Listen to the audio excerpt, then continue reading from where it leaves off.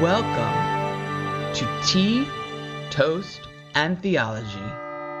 The thing that strikes me is that how many of us remember the stories of parting the waters in the Old Testament? When you think of parting of waters, which is the story that comes to your mind? The Red Sea? Yeah? Moses? Yeah? Anything else? Yeah, how about this story? Does this one come to your mind? No, not really, right? Right? It doesn't come to our mind. That story is so exciting, right? It is cinematic, right? Because there is all the king's men and all the king's horses with their chariots are following this group of slaves being liberated, right? This is cinematic, right? That's why movies have been made about it, right? And they go into this sea, and it's not just a river, it's a sea, right? So everything is big. And then what happens? Moses goes like this in a real charismatic leader fashion, right? And what happens? What happens? The waters part and they go in, and then something really interesting happens. That the waters close in and drown all the enemies. There is a part of us that really enjoys that part too. Right? So it is something that we want to remember. It is a memorable story, right? And then we have this story. 40 years have passed. What has happened over these 40 years? Now, this is kind of interesting. That when that story was happening, you had a charismatic leader called Moses leading the way. Right? In those 40 years, what has that community done to itself?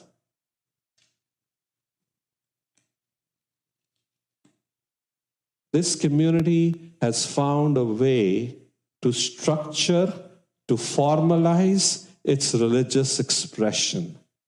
And what has it done? It has founded this idea of priests. Right? So instead of this charismatic leader with the armies on the back, right, and going like this and striking the water, now you have these very tamed priests who are dipping their toes into the water very nicely, properly, I'm sure, in a very cultured way, right? And what happens? The waters still part, right? But what have you done as a community in 40 years? You have institutionalized religion. Guess what? The institutionalization of religion makes it completely non-memorable. You don't even remember that there is a story like that. Right? We remember it when the power of the movement of the Holy Spirit of God is leading us out, right? With a purpose. But by the time you have institutionalized everything, here's the deal. The priests are tiptoeing into it and the waters pass, right? Now there's something significant about this. When did that story take place on the timeline?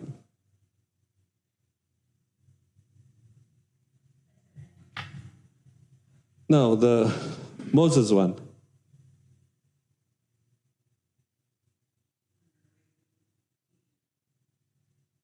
Right. As they are leaving, they are still a subjugated people and they have been liberated. And as they are leaving, this dramatic story of the parting of the waters happens. And this story is when they are about to enter the promised land, is when this story happens. Isn't that fun?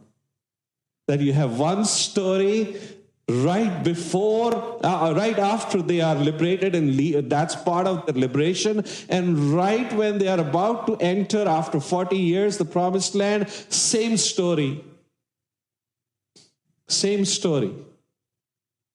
And I would argue we have that same story with water, and this time not parting of the waters, but parting of the heavens at the time of Jesus' baptism. Right? Very interesting symbolism there, right? And then you have Joshua, who's this young, energetic leader.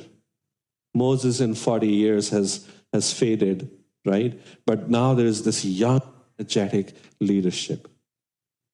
We don't remember the young, energetic leadership. We don't remember the institutionalized expression of faith, but we do remember the power of what Moses did. But you see, the psalmist gets it right. Because the psalmist says, guess what?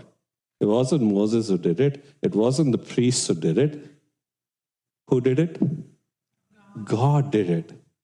God can take a desert and make it into a beautiful body of water. And God can take a beautiful body of water and turn it into a desert. It's the doing of God, not that of Moses or not that of the priests. The psalmist gets it right. And he gets another point right.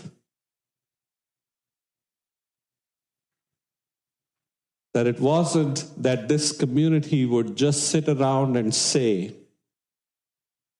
well, if God is going to do all these things, then, we can just sit around and watch what God is doing, like a nice movie on our big screen TVs. Right? Let it roll, God. Right? I'm just going to sit here and watch the nice movie.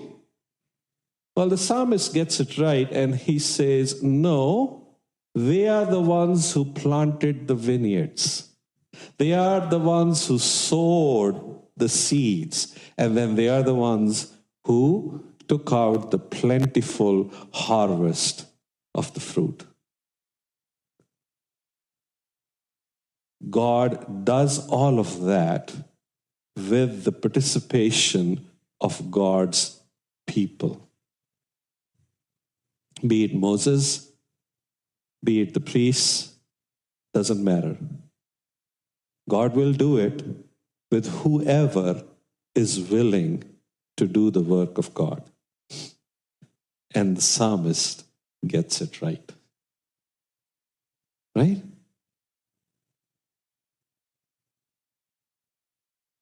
Now, Paul talks about that labor.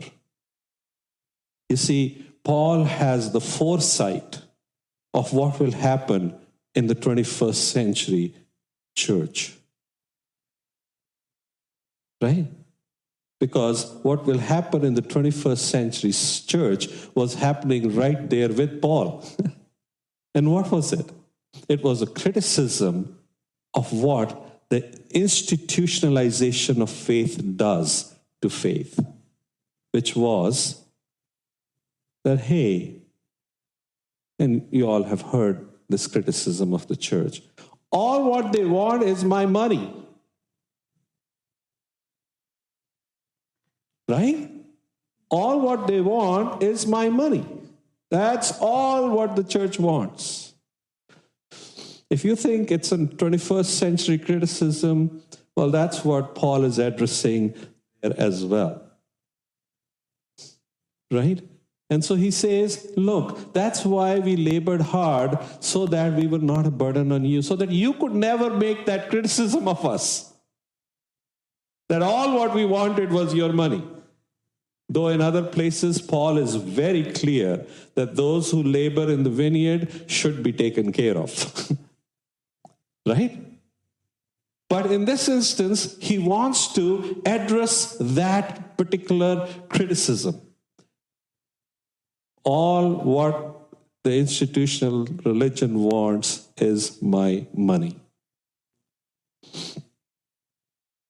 My friends, this last week, I came across this Facebook post. It was by someone who was looking for a baptism for their child. And I've never seen that much interest and response to a Facebook post on a Shelton group. Because this person said that I want my child baptized, and she was specifically critical of the Roman Catholic Church. And the criticism was that they want me to attend church.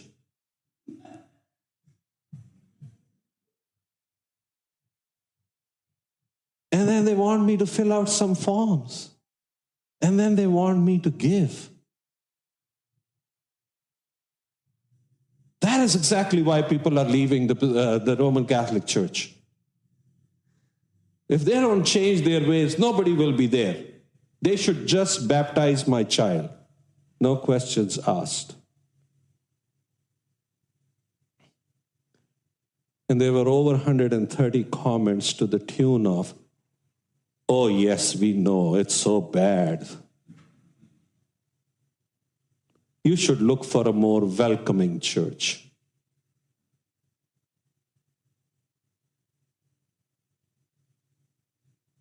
And the thing that really broke my heart, that people who should know better, who at a time were actually related to our congregation, said something to the effect of, "Find yourself an Episcopal church. They don't ask any questions."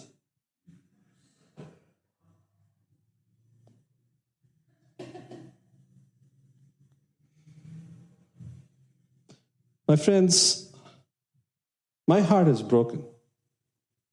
Because if the identity of the Episcopal Church is that it will never ask you to attend church, it will never ask you to give, it will never ask you to do anything to plant in the vineyard,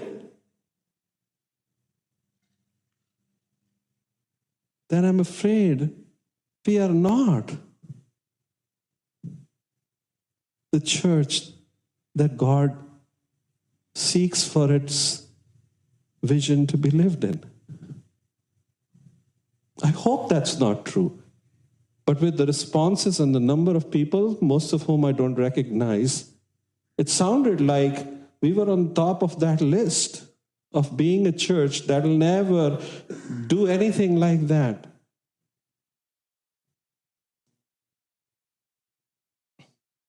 In the name of welcoming.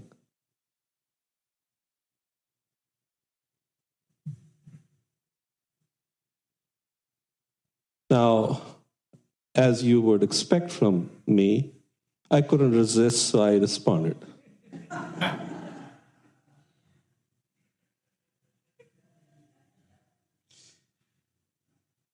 And I said, listen, if a church is asking for money to baptize your child, that is plain old wrong. That's wrong. But I highly doubt that that's what's going on. Right? First, think about what is baptism. If you are not going to bring your child to church, then why do you want it to be baptized? Right? It's as simple as that. Baptism is to make a commitment to God, to Jesus Christ. If you're not ready for it, it's okay. There's no shame, blame on it, right? It's okay. If you're not ready for it, that's okay. But when you are ready for it, then I said, let me know. And if you say a prayer and you feel you're ready for it right now, that you are willing to give your life to Jesus Christ, show up next Sunday, we'll baptize. I'll baptize your child. No questions asked. But be ready to make a commitment to Jesus Christ. Because baptism, that water, is no magic. That parting of the waters is also not a magic. It is a way that these people experienced their commitment and their God's commitment to them. It was an outward sign of an inward grace. Anyone who has received good Catholic catechism knows what that means. It's sacrament, right? It has that sacramental value. So, Paul has that foresight. And Paul says, listen, we are not here to take your money. But we are here to tell you about the gospel, and that we are not going to back away from. Right? And in my comment, I said, if you were to come here to our church, to St. Paul's, Robin, I mentioned St. Paul's there. Okay? Right? Robin says I don't mention it enough. So, right? I mentioned it. And I said, if you were to come here, you will find that we don't even pass the plate anymore. Because we don't believe in taking people's donation. And yet we know that there are bills to be paid. And the people of God find a way, nevertheless, to continue the mission of God. And you know what happens when someone new comes into our doors? They look around and say, where is the plate? Right? And then often they'll say to me, oh, where's the plate? And I say, oh, you wish to write us a big fat check? Sure, we'll take it. It turns into a fun conversation, right? But I can tell you, and probably Charlie will tell you too, that yes, we don't have passing of the plate, but that passing of the plate has literally done no damage to our giving. People who are giving regardless of whether the plate goes before them or it doesn't. And this is the beautiful thing about what we are doing. And I mentioned it in that comment. That regardless of how we may be doing financially as a congregation, we find ways to change the lives of children in Africa with education, with sanitation, and so much more.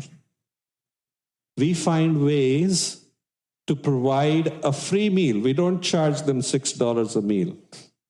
We provide free meal every week to inner city kids in New Haven. Trust me, every week it's a challenge how that meal is going to be funded. And yet we do it. Because we did not say we have money to do this. We did not say, hey, now that we have saved up this much money, now let's go and do something good with it. No, we said we are committed to doing this, and God willing, somehow, from somewhere, the money will show up to do this. And every time, every week, it is a challenge, but doors still open. Craig runs into people in Big Y and doors open. Right? And that meal happens. The people of God who are committed to planting the seeds in the vineyard are going to be blessed with the resources no matter what, no matter how. And that is what Paul is saying. And here's what Jesus is saying. Jesus says, look, the teachings are right. Everything that these people of the institutional religion are saying is right. You know, everyone who's sitting on the seat of Moses, what they teach, because they teach what Moses was taught, is right. But whatever they're doing, please don't even think about following them. And my friends, that is the biggest criticism of the church today. It was back then, but it is also today. How do I know it is back then? Because Jesus is making that criticism himself, which is that the church is, the institutional religion in his case, is hypocritical. There is a lot of hypocrisy in it. Now, if my dear friend who made that comment and all those 130 people had said that the church is a hypocritical institution, I would have chimed in and said, you're absolutely right.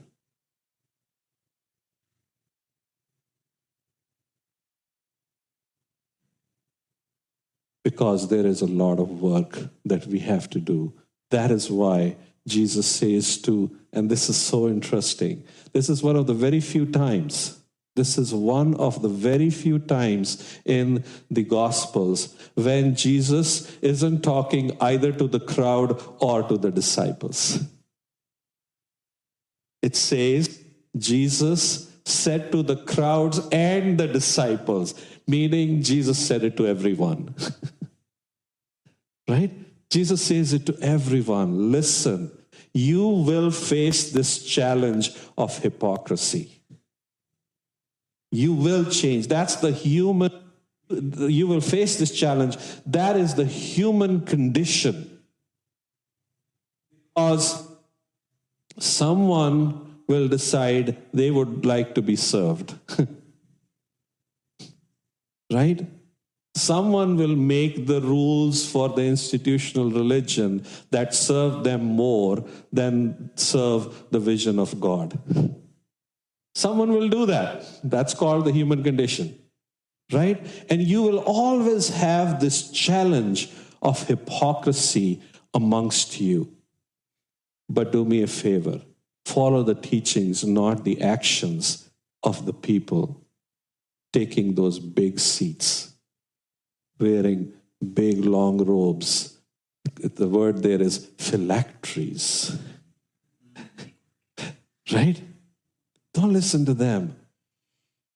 Big hats, big robes, don't listen to them.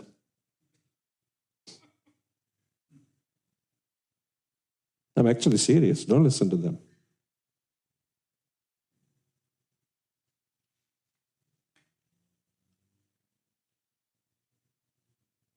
Listen to what God has given you in the Word of God. And do the work of God.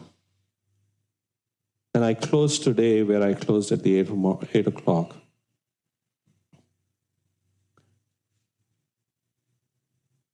I'm proud of this congregation because no matter what we face, we find ways to do the will of God. If you were here last night, some of you were, amazing evening. And for those who have not experienced it or not experienced it in a while, I encourage you really to attend that because there was not only great energy there, but here's what I highlighted at the 8 o'clock.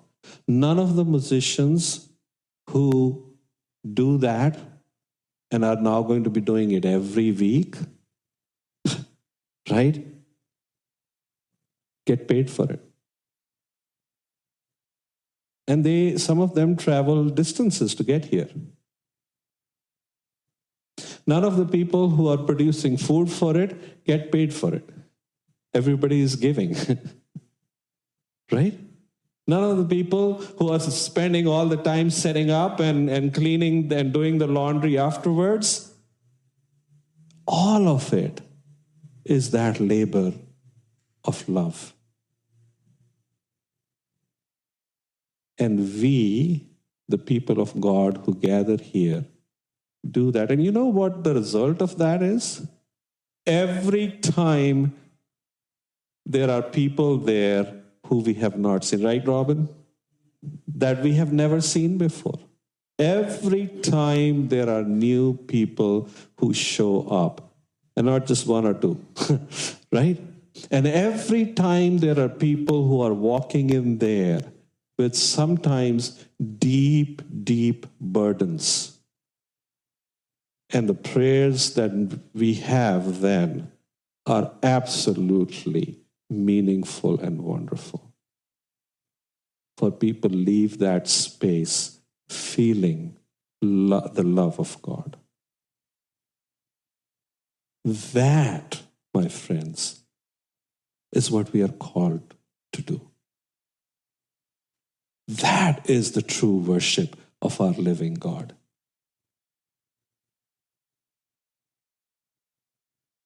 The priest tipping-toeing,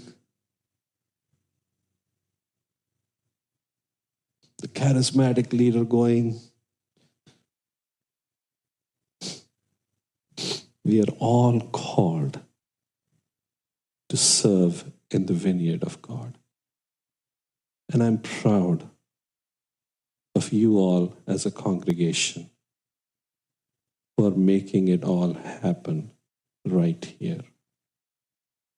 And I pray that in the coming days, no matter what the challenges may be, we will rise above and listen to what Jesus says today. Don't listen. Don't do as they do. Don't fall for that. Because when we do what Christ wants us to do, we cannot estimate it, we cannot anticipate it, but the blessing of God is with us. And the land of promise is right there before us to enter. May God continue to bless each and every one of us and give us the capacity to be true witnesses in the world so that we can dialogue with all those who have a misconception of what a welcoming church truly looks like.